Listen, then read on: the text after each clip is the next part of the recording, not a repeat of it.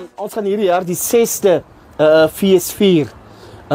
So het ons 2018 het ons as jong mense bymekaar gekom waar ons toe nou besluit het om dan nou so iets dan nou te begin in Keetmanshoop.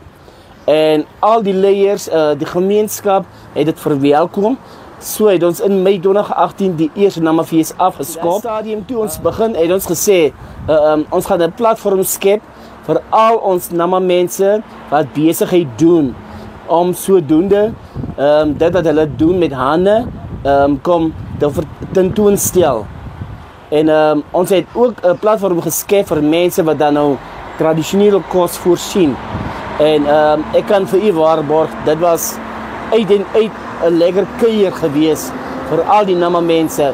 So al die ander wat gekom het, wat gesien het wat hier aan die gang is, wat kom besoek het of uit nuuskierigheid uit die fees kom besoek het.